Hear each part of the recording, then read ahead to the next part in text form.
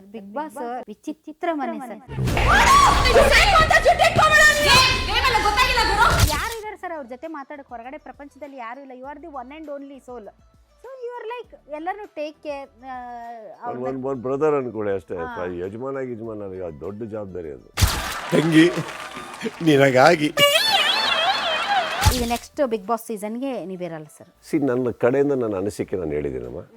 ಅವ್ರು ಇನ್ನೂ ಬಂದು ಮಾತುಕತೆ ಮಾಡ್ತಾ ಇದ್ದಾರೆ, ಅವ್ರು ಇನ್ನೂ ಒತ್ತಾಯ ಮಾಡ್ತಾರೆ, ನಾನು ಇನ್ನೂ ಒಪ್ಪಿಲ್ಲ. ಅಲ್ಲಿ ನಿಂತಿದೆ ಈಗ. ಧನ್ರಾಜ್ ರಜತ್ ಏನು ಹುಲಿ ಸಿನಿಮಾಗಕ್ಕೆ ಹೋಗಿದ್ದೀರೋ ಅಥವಾ ಮನುಷ್ಯರಾಗಿರಕ್ಕೆ ಹೋಗಿದ್ದೀರೋ? 11 ವರ್ಷ ಕಂಟಿನ್ಯೂಸ್ ಓಡಿಸಿ ಅದೇ ರೆಸ್ಪೆಕ್ಟ್, ಅದೇ ಗತ್ತು, ಅದೇ ಅವರ ಇಟ್ಕೊಂಡು ನೆಕ್ಸ್ಟ್ ಸೀಸನ್ ನಾನು ಇರಲ್ಲ ಅಂತಂದ್ರೆ ನಾವೆಲ್ಲ ಏನು ಮಾಡೋದು ಸರ್? ಹಂಗಾದ್ರೆ ನೋಡಬೇಡಿ, ನೋಡೋಣ ನೀವು ಎಷ್ಟು ನಿಯತ್ತಾಗಿ ಮಾಡ್ತಿರೋದನ್ನ. ಟಿವಿ ಆನ್ ಮಾಡಿದೆ. ಪ್ರತಿಯೊಬ್ಬರ ಒಪಿನಿಯನ್ಗಳಲ್ಲೂ ನಾನು ಯಾವುದು ನನ್ನ ಒಪಿನಿಯನ್ ಮಿಕ್ಸ್ ಮಾಡಿ ಹೇಳಿಲ್ಲ ಸರ್. ಬಿಗ್ ಬಾಸ್ ನಾನು ಹೋಗ್ಬಂದು ವಿಚಿತ್ರ ಮನೆ ಸರ್. ಅದರಲ್ಲಿ ಎಲ್ಲ ಥರದವ್ರು ಇರ್ತಾರೆ. ಜೈಲಿಗೆ ಹೋಗಿ ಬಂದವ್ರು ಇರ್ತಾರೆ, ಕಡಿಮೆ ಮಾತಾಡೋರು ಇರ್ತಾರೆ, ಜಾಸ್ತಿ ಮಾತಾಡೋರು ಇರ್ತಾರೆ, ಮುಗ್ಧರು ಇರ್ತಾರೆ, ಸಹಿಸ್ಕೊಳ್ಳೋದವ್ರು ಇರ್ತಾರೆ, ಕೆಟ್ಟ ಜಗಳ ಗಂಟ್ರು ಇರ್ತಾರೆ, ಕೆಟ್ಟ ಅವತಾರದವ್ರು ಇರ್ತಾರೆ. ಕೆಟ್ಟ ಅವತಾರ ಅಂದರೆ ಸರ್ ಅದು ನನ್ನ ಲ್ಯಾಂಗ್ವೇಜ್ ಅಷ್ಟೇ. ಅಂದರೆ ಭಯಂಕರವಾಗಿ ಇರ್ತಾರೆ. ಏನೇನೇನೋ ವಿಚಿತ್ರ ವಿಯರ್ಡ್ ಕ್ಯಾರೆಕ್ಟರ್ಸ್ ಇರ್ತಾರೆ. ಅವ್ರನ್ನೆಲ್ಲ ಸಂಭಾಳಿಸಿ ಅವ್ರಿಗೆಲ್ಲ ಬುದ್ಧಿ ಹೇಳ್ದಂಗೂ ಇರಬೇಕು, ನಗಿಸ್ದಂಗೂ ಇರಬೇಕು, ಸಮಾಧಾನನೂ ಮಾಡಬೇಕು ಸರ್. ಅದು ನೀವು ಮಾಡೋದು ಕಲೆ ಅಲ್ರಿ ಸರ್, ನಟನೆ. ಇದಕ್ಕೆ ಎಕ್ಸ್ಟ್ರಾ ಕಲೆ ಬೇಕ್ರಿ sir. It's a biggest toughest task.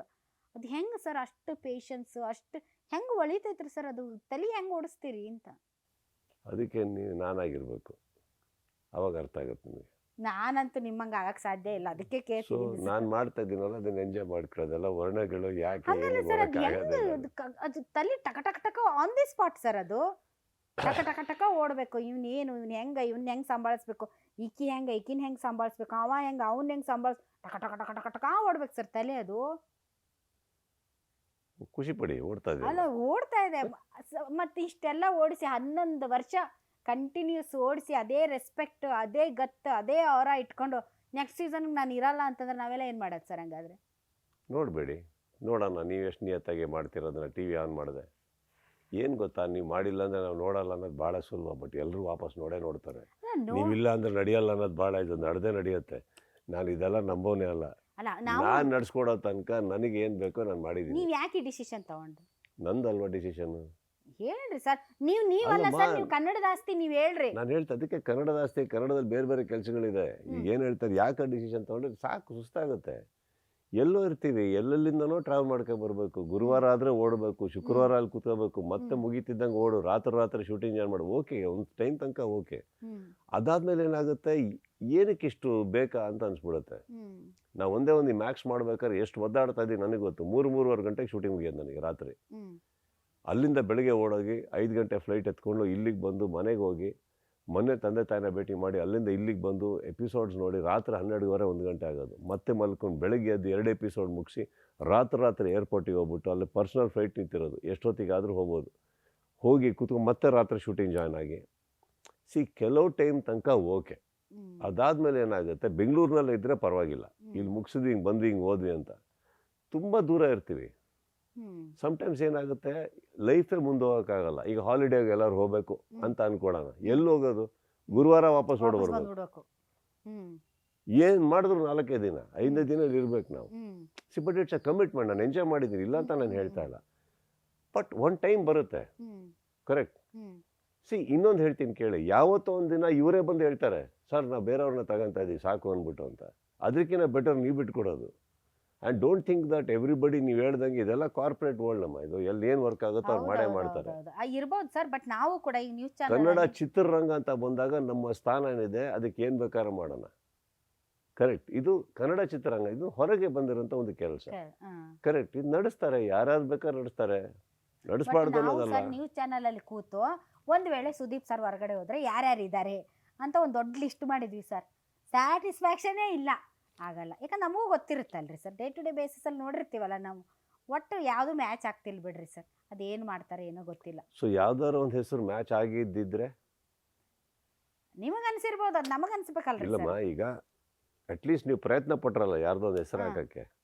ಕಷ್ಟ ಯಾವುದು ಇಲ್ಲ ಅಂದ್ರಿ. ಮ್ಯಾಚ್ ಆಗಿದ್ದಿದ್ರೆ ಕಷ್ಟ ಇದೆ. ಮ್ಯಾಚ್ ಆಗಿದ್ರೆ ಅರೆ ಅದಕ್ಕೆ ಉತ್ತರ ಕೊಡಿ ನೀವು. ಇನ್ನು ಆ ಮನಸ್ಸು ಇನ್ನು ರೆಡಿ ಮಾಡ್ಕೊಂಡು ಬೇಡಮ್ಮ, ಮ್ಯಾಚ್ ಆಗಿದ್ರೆ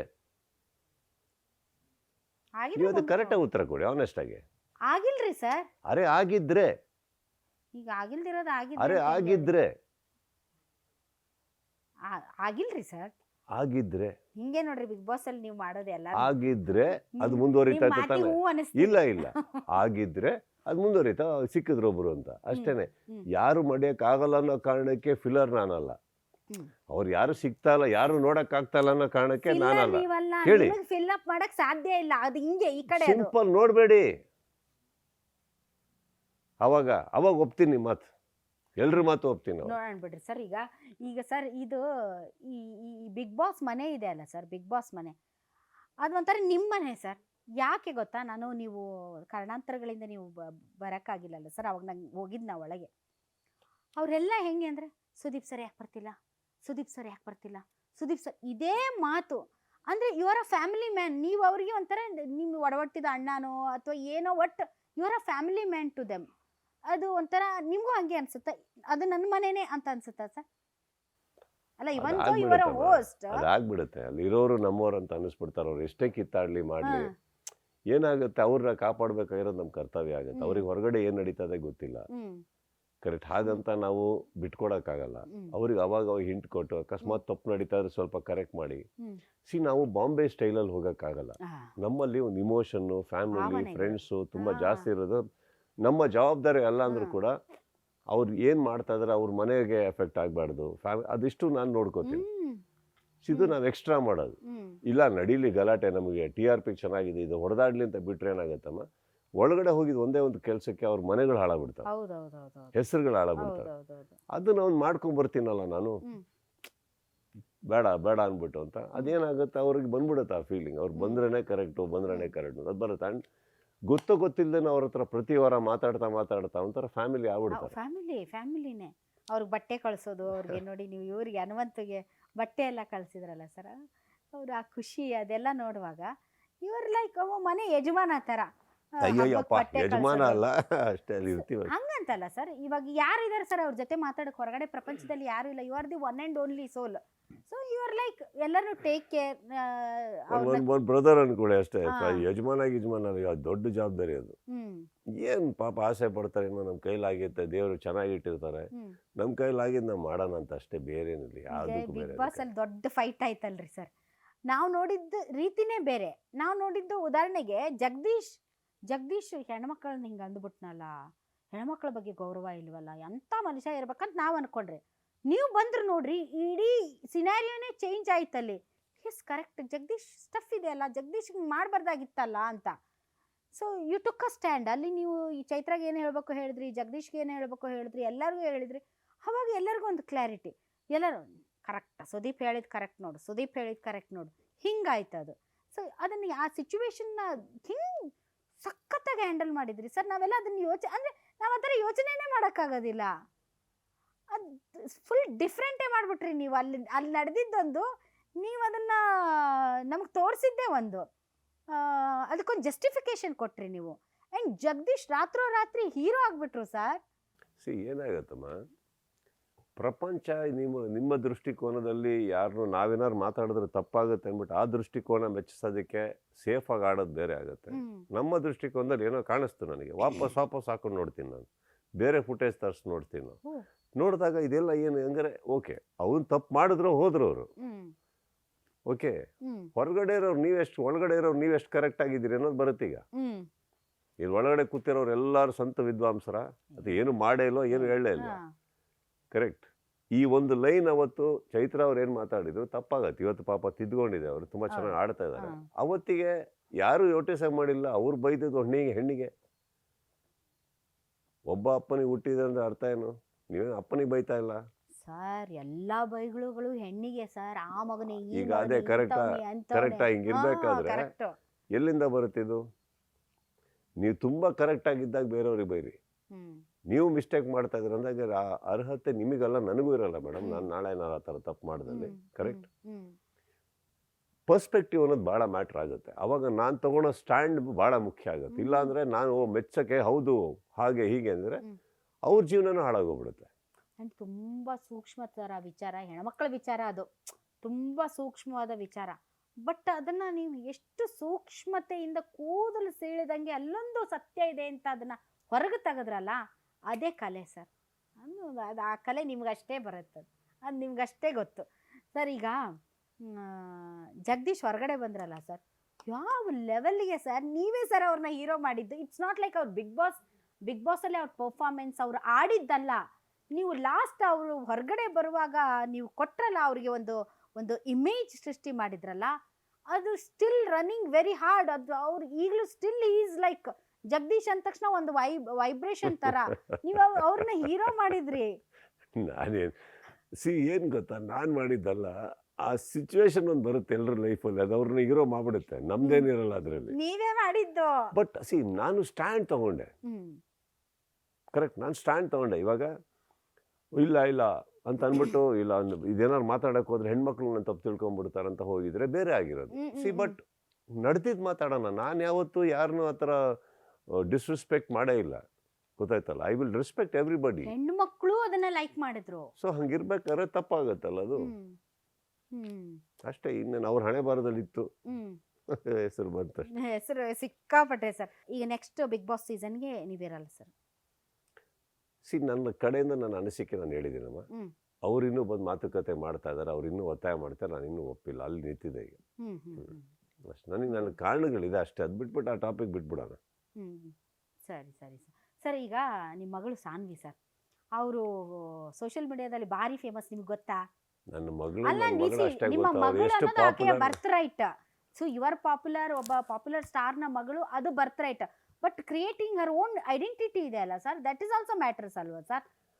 ಅವ್ರು ಎಷ್ಟೇ ಪಾಪ್ಯುಲರ್ ಆದರೂ she is not even 5 to 10% of what she can be. ಅಷ್ಟು ಟ್ಯಾಲೆಂಟ್ ಅವ್ರಿಗಿದೆ, ಅಲ್ಲಿ ಆಗ್ತಾರೋ ನಂಬಿಕೆ ನನಗಿದೆ. ಅವತ್ತು ಮಾತಾಡ್ತೀನಿ. ಇವತ್ತೆಲ್ಲ ಇದೇನು ಮಾಡ್ತಾ ಇದ್ದಾರೆ ಅವ್ರ ಖುಷಿಗೆ ಏನೇನು ಮಾಡ್ಕೋತಾರೆ, ಅದರಲ್ಲಿ ಹೆಸರು ಬರ್ತಾ ಇದೆ ಅನ್ನೋದು ಕೇಳಿ ಖುಷಿ ಆಗ್ತದೆ. ನಾನು ತುಂಬ ಕಮ್ಮಿ ಜನನ ಇನ್ಸ್ಟಾಗ್ರಾಮಲ್ಲೆಲ್ಲ ಫಾಲೋ ಮಾಡೋದು, 4-5 ಜನ ಅಷ್ಟೇ. ಅದ್ರಲ್ಲಿ ನನ್ನ ಮಗಳೊಬ್ಳು. ಅಂಡ್ ಅವ್ರು ಹೇಳ್ತಾರ ನಿಮ್ಗೆ ಹಿಂಗೆ ಏನಂತ ಕರೀತಾರ ಸರ್? ನಿಮ್ ಪಪ್ಪ ಅಂತ ಕರೀತಾರ? ಅಪ್ಪ ಅವ್ರು ಹೇಳಲ್ವಾ ಹಿಂಗ್ ನಡೀತಾ ಇದೆ ಇನ್ಸ್ಟಾಗ್ರಾಮ್ ಅಲ್ಲಿ, ಸೋಷಿಯಲ್ ಮೀಡಿಯಾದಲ್ಲಿ, ಇದು ಹಿಂಗೆ ಟ್ರೆಂಡು, ಅದು ಹಿಂಗೆ ಸಜೆಷನ್ಸ್, ನೀವ್ ಹಿಂಗ್ ಮಾಡ್ಬೇಕು, ನೀವ್ ಹಿಂಗ್ ಮಾಡ್ಬೇಕು ಹಂಗೆಲ್ಲ? ಇಲ್ಲ, ಏನಾರ ನಾನು ಪೋಸ್ಟ್ ಮಾಡಿದಾಗ ಫೋನ್ ಮಾಡಿ ಹೇಳ್ತಾರೆ, ನೀನು ಪೋಸ್ಟು ಮಾಡಕ್ ಬರಲ್ಲ, ಅಲ್ಲಿ ಎಲ್ಲೋ ಏನೇನೋ ಹಾಕಿದ್ಯಾ, ರೀಲ್ ಹಾಕಕ್ ಬರಲ್ಲ, ಅದು ಇದನ್ನ ತೆಗೆದು ಇದನ್ನ ಹಾಕು, ಇದನ್ನ ತೆಗೆದು ಇದನ್ನ ಹಾಕೋದು, ಅವ್ರಿಗೆ ಅಷ್ಟು ನನಗೆ ಬರಲ್ಲ ಇನ್ಸ್ಟಾಗ್ರಾಮ್ದಲ್ಲ ಅಷ್ಟೊಂದು. ಸೊ ಅವರು ಅದೊಂದು ಕರೆಕ್ಷನ್ ಮಾಡ್ತಾ ಇರ್ತಾರೆ ನನಗೆ, ಯಾವಾಗ ಕರೆಕ್ಷನ್ ಮಾಡ್ತಾ ಇರ್ತಾರೆ. ತುಂಬಾ ಚೆನ್ನಾಗಿ ಹಾಡ್ತಾರೆ ಸರ್, ಅದ್ಭುತ, ತುಂಬಾ ಚೆನ್ನಾಗಿ ಹಾಡ್ತಾರೆ. ಇತ್ತೀಚೆಗೆ ಒಂದು ಸ್ವಲ್ಪ ವೆಯ್ಟ್ ಲಾಸು ಮಾಡಿದ್ದಾರೆ ಅಂತ ಅನ್ಸುತ್ತೆ. ನೀವು ಭಾರಿ ಫಿಟ್ನೆಸ್ ಸರ್, ನೋಡಿ ಬಂದಿರೋದ್ರಿಂದ ನಾನು ಅಂದು ಇದೇನಪ್ಪ ಇದು ಓಡ್ಕೊಂಡೇ ಬಂದ್ರೆ ಹೆಂಗೆ ಇಂಟರ್ವ್ಯೂಗೆ ಅಂತ. ಸೊ ನೀವು ಫಿಟ್ನೆಸ್ ಫ್ರೀಕಾ ಸರ್? ನೀವು ತುಂಬಾ ವರ್ಕೌಟ್ಸ್ ಎಲ್ಲ ಜಾಸ್ತಿ ಮಾಡ್ತೀರಾ? I'm not a fitness freak. I'm quite dedicated towards fitness and everything ಅಷ್ಟೇ, ನಾಟ್ ಫ್ರೀಕ್.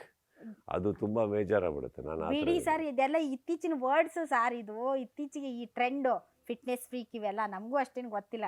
ಸೊ ಟ್ರೆಂಡಿಗೆ ತಕ್ಕಂಗೆ ಏನಾಗಿದೆ, ಬಿಗ್ ಬಾಸ್ ನಡೆಸ್ತಾ ಒಂದು ವರ್ಡ್ ಆ ಕಡೆ ಅದ್ರ ಕರೆಕ್ಷನ್ ಅಲ್ಲಿಗೆ ಮಾಡಬೇಕು ಅನ್ನೋದೊಂದಿರುತ್ತೆ, ಇಲ್ಲ ಅದೆಲ್ಲ ಕ್ಯಾರಿ ಆಗ್ಬಿಡುತ್ತೆ. ಕರೆಕ್ಟ್ ಅಷ್ಟೇ. ಪ್ರತಿಯೊಂದು ಮಾತು ಜವಾಬ್ದಾರಿಯಿಂದ ಆಡ್ಬೇಕು ಸರ್. ಏನ್ ಮಾಡ್ತೀರಿ ಸರ್ ಅಂತಂದ್ರೆ ಡೇ ಟು ಡೇ ಬೇಸಿಸ್ ಅಲ್ಲಿ ಡಯಟ್ ಗೇಟ್ ಎಲ್ಲ ಮಾಡ್ತೀರಿ ಸರ್?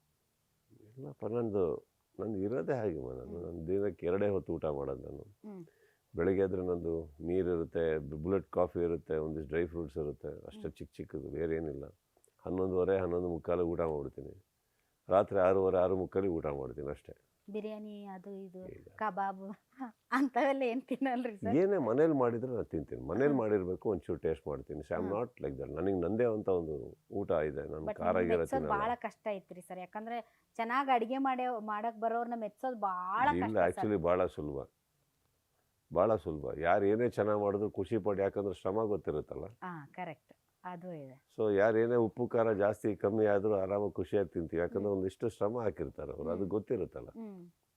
ಏನ್ ಸರ್ ನಿಮ್ ಫೇವರೇಟ್? ಯಾರಿಗೆ ಅಡುಗೆ ಮಾಡಕ್ ಬರಲ್ವೋ ಅವ್ರಿಗೆ ಮೆಚ್ಚೋದಕ್ಕೆ ಕಷ್ಟ, ಯಾಕಂದ್ರೆ ಬರೀ ರುಚಿಗೆ ಅವರು ಇದಾಗಿರ್ತಾರೆ. ನಿಮ್ ಕಷ್ಟ ಗೊತ್ತಿಲ್ಲ, ಅಂಥವ್ರಿಗೆ ಕಷ್ಟ.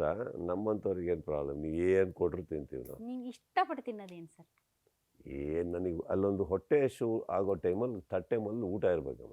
ನೀವು ಏನಾರ ಕೊಡಿ, ನಾನು ಆ ಟೈಮಲ್ಲಿ ತಿನ್ಬಿಡ್ತೀನಿ. ನನಗೆ ಇಂಥದ್ದು ಇಷ್ಟ ಅಂತ ಏನಿಲ್ಲ, ಏನೂ ಇಲ್ಲ.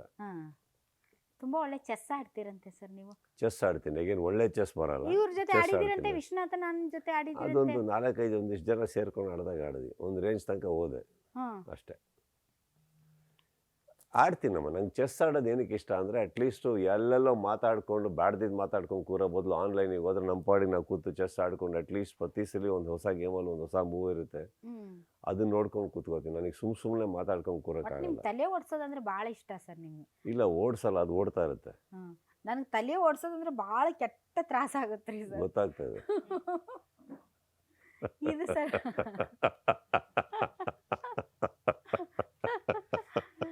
ಇದು ಸರ್ ಕ್ರಿಕೆಟ್ ಹುಚ್ಚು. ICCL ಅಂತೆ, ಮತ್ತೆ ಅದು ಏನು ಸರ್ ಅದು ಎಲ್ಲಾರನ್ನೂ ಮೂರು ತಿಂಗಳು ಎಲ್ಲಾರನ್ನೂ ಗುಡ್ಡೆ ಹಾಕ್ಕೊಂಡು ಅದಕ್ಕೆ ಒಂದು ಶ್ರಮ ವಹಿಸಿ ನಿಮ್ಮ ಕ್ರಿಕೆಟ್ ಒಂದು ಭಾರಿ ಹುಚ್ಚು ರೀ ಸರ್. ನನಗೆ ಕೆಲವ್ರ ಮೇಲೆ ತುಂಬ ಆಸೆ. ಒಂದು ಕ್ರಿಕೆಟ್ ಇರ್ಬೋದು, ಅಡುಗೆ ಇರ್ಬೋದು, ಸಿನಿಮಾ ಇರ್ಬೋದು. So I think all are C's: cricket, cooking, cinema. All C 3 C's. ಸೊ ಅಷ್ಟೇ. ಸರ್ ಕ್ರಿಕೆಟ್ ಅಂಡರ್-19 ಆಡ್ಬೇಕಾಗಿತ್ತಂತಲ್ರಿ ಸರ್ ನೀವು? ಆಸೆ ಬಂದ್ಬಿಟ್ಟು ಏನೇನು ಆಗ್ಬೇಕು ಅಂತಾನೆ ಇರುತ್ತೆ ಜೀವನದಲ್ಲಿ. ಬಟ್ ಎಲ್ಲಿವರೆಗೆ ಹೋದು ಅಲ್ಲಿವರೆಗೆ ಬಟ್ ಖುಷಿಯಾಗಿದೆ. ನೀವೇನು ಬಿಟ್ಟಿಲ್ಲ, ಆಡ್ತಿದ್ದೀರಿ ಈಗಲೂ. ಅದು ಕ್ರಿಕೆಟ್ ನಮ್ಮನ್ನು ಪ್ರೀತಿಸ್ತಾ ಇದೆ. ಅದಕ್ಕೆ ಯಾವ ರೇಂಜಿಗೆ ಅದನ್ನ ಪ್ರೀತಿಸಿದೆ ಅಂದರೆ ಅದು ವಾಪಸ್ ಪ್ರೀತಿ ಕೊಡೋಕೆ ಸ್ಟಾರ್ಟ್ ಮಾಡಿ, ಬೇಡ ಆದ್ರೂ ಕರ್ಕೊಂಡೋಗಿ ಮೈದಾನದಲ್ಲಿ ಬಿಡ್ತು, 25-30 ಸಾವಿರ ಜನ ಮಧ್ಯದಲ್ಲಿ ಬಿಡ್ತು, ಎಲ್ಲ ಅನುಭವಿಸ್ತಾ ಇದೀವಿ ಅಷ್ಟೇ ಖುಷಿಯಾಗಿ 12 ಗಂಟೆ. Sir thank you very much. ತಾವು ಇಷ್ಟೊತ್ತು ಕಾರ್ಯಕ್ರಮದಲ್ಲಿ ಭಾಗವಹಿಸಿದ್ರಿ. ತಮ್ಮ ಮ್ಯಾಕ್ಸ್ ಸಿನಿಮಾ ಸಖತ್ ಹಿಟ್ಟಾಗಲಿ, ಬಾಕ್ಸ್ ಆಫೀಸಲ್ಲಿ ಚಿಂದಿ ಉಡಾಯಿಸಲಿ, ಮತ್ತೆ ನೀವು ಇನ್ನೂ ಹೊಸ ಸಿನಿಮಾಗಳೊಂದಿಗೆ ಜಲ್ದಿ ಬೇಗ 2 ವರ್ಷ 3 ವರ್ಷ ಕಾಯಿಸ್ದೆ, ಫ್ಯಾನ್ಸ್ಗೆ ನಿರಾಸೆ ಮಾಡಿದೆ, ಬೇಗ ಬನ್ನಿ. Thanks a lot. Thank you so much. Okay, ಇದು ಇದರಿಂದ ವಿಶೇಷ. ಗ್ಯಾರಂಟಿ ನ್ಯೂಸ್, ಸುದ್ದಿ ಖಚಿತ, ನ್ಯಾಯ ನಿಶ್ಚಿತ.